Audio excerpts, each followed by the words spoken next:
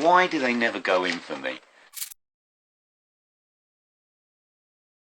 Hello everybody, I am actually back again after a quite lengthy hiatus on the vinyl front with a vinyl Wodge.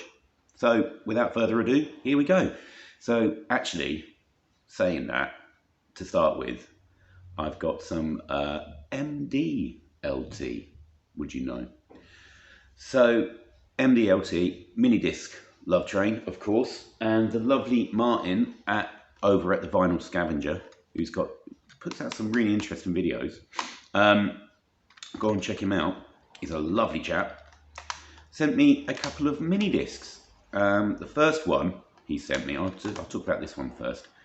It's a blank mini disc that he sent me, and on this one there is some kind of apparently German kind of industrial hard beat dance group from Germany.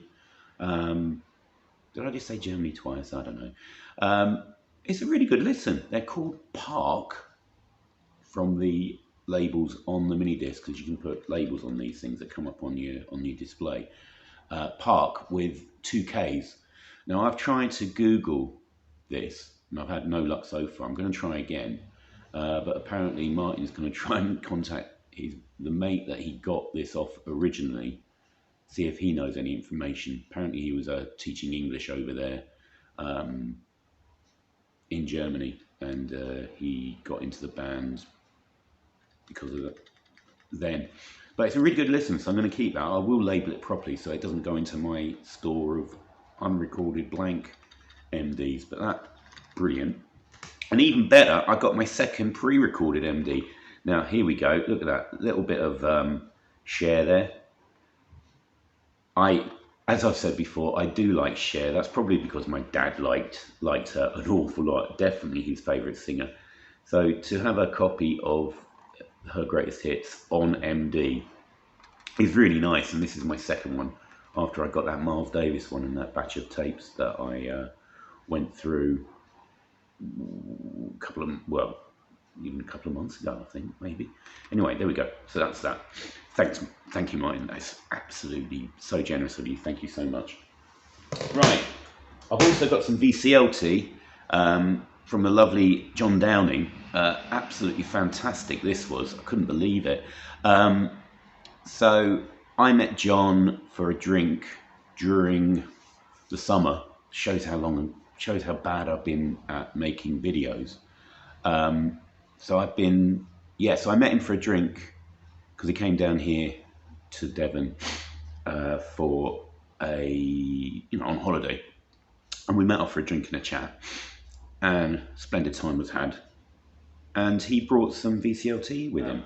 But previously on a group chat that we were both on, I'd been saying, we were talking about Stevie Wonder albums from the early 70s, and I said that we ended up talking about Fulfilling the First Finale, and I said that I only had a tape copy of it, and it was a different track order, and I said, well, I'm just going to have to go and get a copy to see if, because I think I listened to it online, and it's made much more sense listening to it on the vinyl edition than it did on the tape version. And then lo and behold, look at this. This is fantastic. This is a brilliant album, along with Talking Book and some of the other early 70s stuff that he did is amazing. This is an amazing record. Absolutely amazing. It's a lovely, lovely copy. I think this was a spare copy that John had. So there's the back cover. It just makes so much more sense in this version. It really does. So that was absolutely splendid. I was stoked to get that. That's an absolutely brilliant record. And as an extra thing, this is, I couldn't believe how good this record sounds. So this is a 12-inch. This is a special limited edition 12-inch by Television of Prove It and Venus. And not only does it sound absolutely fantastic, I just put this on and I thought, my word, this just sounds absolutely fantastic. It's on beautiful green vinyl, kind of translucent green, which is absolutely gorgeous. Sounds gorgeous, looks gorgeous, is gorgeous. John Downing, you're a gorgeous man. You really are. Thank you so much for those. And I'm so sorry it's taken so long to put some kind of reply together on camera. Right, 5 minutes up already. Let's get on to some actual vinyl that I bought myself. I think I bought these early summer, possibly. Early summer, I think it was. Some of them came from a car boot. Some of them came from a charity shop or two. One of them came, a couple, wait a minute, let's get them in order. So they were charity shops, they were that. Right, let's do I had them in different order. Oh, I'll do them like that. Right, my record I usually do the first one as my record of the batch. And I've got two really. I think they're both fantastic. Right, first one. This is the Passions, Sanctuary. This is the third Passions album. Now, the Passions are best known for their song In Love with a German Film Star, which is, I think, one of the greatest 7-inch singles of the 80s. There's a few that kind of rival it, but it's one of my absolute favourites. I've loved it to pieces for years. Now, the only Passions thing I've had for ages was a Greatest Hits tape. So when I saw that this was a couple of quid in a charity shop, which sadly is now closed. I've got some more records to come from that shop in another video.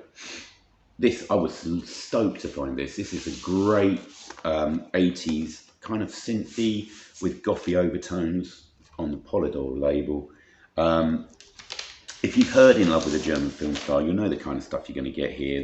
It's a bit dancey, there's gothy bits, it sounds a bit 4AD-ish, slightly in places. Absolutely fantastic record. Absolutely stoked to find this. I've just got to look out for the other two now, the first two. Maybe one day I'll actually own German Film Star on vinyl. Who knows? Well, there you go. So that's that one. Now, the other record of the batch is easily this one, which I was super stoked to find at a car boot. So this is The Runaways, and this is Waiting for the Night. I think this is their third album. No, I'm not sure about that. It might even be their fourth, not sure. It's after Sherry Curry. I think that's right. I'll put a link. I don't know. Sherry Curry left. Might even be the first one after she left. So it's still Joan Jett, Lita Ford, Vicky Blue and Sandy West. You can see on there. But this is primo pop rock, pop punk. I don't know what you want to call it, but it's absolutely brilliant. This is a great pop record. It sets up both Joan Jett and Lita Ford, really.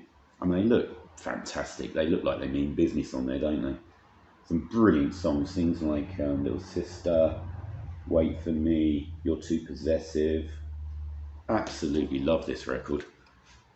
On Mercury there for those label files.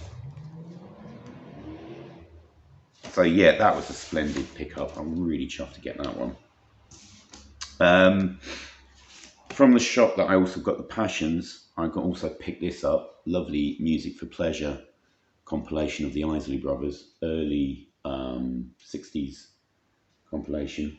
Motown seemed to put out, I don't know, they must have had a deal with EMI or something to bung these out in the early 70s on their FP. Must have had a deal with EMI. But fantastic stuff. I mean, you can't go wrong with the Isleys at all. Doesn't matter what area you get them from. It's fantastic stuff. Born to Love You. It's just fantastic from start to finish. All right, that's that one. I'll do these and I'll round off with something positive at the end. Now, when I got the Runaways record, I also got a couple of albums by Randy Newman. So I've got Born Again, which is, I think that's a brilliant cover. Love that cover. You've got the kids and the wife with the same makeup there. And I've got Trouble in Paradise. Now, I am trying really hard to like Randy Newman. I've listened to these quite a few times. Now, I can admire him more than probably than I actually like him, if that makes sense. I don't know, I just find him a bit impenetrable at times.